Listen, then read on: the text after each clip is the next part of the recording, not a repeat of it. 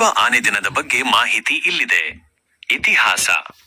ವಿಶ್ವ ಆನೆ ದಿನವನ್ನು 2012ರ ಆಗಸ್ಟ್ 12ರಂದು ಮೊದಲ ಬಾರಿಗೆ ಆಚರಿಸಲಾಯಿತು. ಕೆನಡಾದ ಚಿತ್ರ ನಿರ್ಮಾಪಕಿ ಪೆಟ್ರಿಸಿಯಾ ಸಿಮ್ಸ್ ಮತ್ತು ಥೈಲ್ಯಾಂಡ್ನ ಎಲಿಫೆಂಟ್ ರೀಇಂಟ್ರೊಡಕ್ಷನ್ ಫೌಂಡೇಶನ್ ಈ ದಿನವನ್ನು ಪ್ರಾರಂಭಿಸಲು ಪ್ರಮುಖ ಪಾತ್ರ ವಹಿಸಿದರು.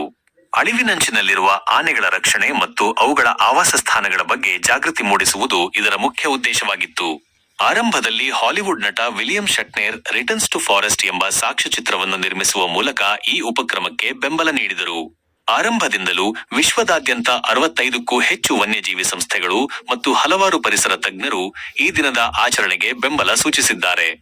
ಯಾಕೆ ಆಚರಿಸಲಾಗುತ್ತದೆ? ಆನೆಗಳ ರಕ್ಷಣೆ. ಆನೆಗಳು ಹಲವಾರು ಸವಾಲುಗಳನ್ನು ಎದುರಿಸುತ್ತಿವೆ. ಕಾಡಿನ ನಾಶ, ಮಾನವ ಪ್ರಾಣಿ ಸಂಘರ್ಷ ಮತ್ತು ದಂತಕ್ಕಾಗಿ ಬೇಟೆ ಇವುಗಳಲ್ಲಿ ಪ್ರಮುಖವಾಗಿವೆ. ಈ ಅಪಾಯಗಳ ಬಗ್ಗೆ ಜಾಗೃತಿ ಮೂಡಿಸಲು ಈ ದಿನವನ್ನು ಆಚರಿಸಲಾಗುತ್ತದೆ. ಪರಿಸರ ವ್ಯವಸ್ಥೆಯ ಮಹತ್ವ. ಆನೆಗಳು ಪರಿಸರ ವ್ಯವಸ್ಥೆಯಲ್ಲಿ ಪ್ರಮುಖ ಪಾತ್ರ ವಹಿಸುತ್ತವೆ. ಬೀಜಗಳನ್ನು ಹರಡುವ ಮೂಲಕ ಮತ್ತು ಕಾಡುಗಳನ್ನು ಸಮತೋಲನದಲ್ಲಿ ಇಡುವ ಮೂಲಕ ಪರಿಸರಕ್ಕೆ ಸಹಾಯ ಮಾಡುತ್ತವೆ. ಅವುಗಳಿಲ್ಲದಿದ್ದರೆ ಕಾಡಿನ ವ್ಯವಸ್ಥೆ ಹದಗೆಡಬಹುದು. ಆನೆಗಳ ಬಗ್ಗೆ ಮಾಹಿತಿ. ಆನೆಗಳ ಜೀವನ ಶೈಲಿ, ಆಹಾರ ಪದ್ಧತಿ, ಸಾಮಾಜಿಕ ರಚನೆ ಮತ್ತು ಅವುಗಳ ಮಹತ್ವದ ಬಗ್ಗೆ ಜನರಿಗೆ ತಿಳಿಸುವುದು ಈ ದಿನದ ಉದ್ದೇಶವಾಗಿದೆ. ಇತರೆ ಮಾಹಿತಿ. ಭಾರತದಲ್ಲಿ ಸುಮಾರು 60% ಏಷ್ಯನ್ ಆನೆಗಳು ವಾಸಿಸುತ್ತವೆ. ಆದ್ದರಿಂದ ಭಾರತವು ಆನೆಗಳ ಸಂರಕ್ಷಣೆಯಲ್ಲಿ ಪ್ರಮುಖ ಪಾತ್ರ ವಹಿಸುತ್ತದೆ.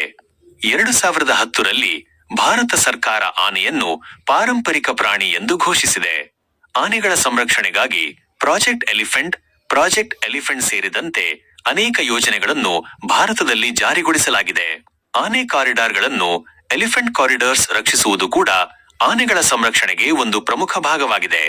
ಆನೆ ಕಾರಿಡಾರ್ಗಳು ಆನೆಗಳು ಸುರಕ್ಷಿತವಾಗಿ ಒಂದು ಪ್ರದೇಶದಿಂದ ಮತ್ತೊಂದು ಪ್ರದೇಶಕ್ಕೆ ಸಂಚರಿಸಲು ಸಹಾಯ ಮಾಡುತ್ತವೆ.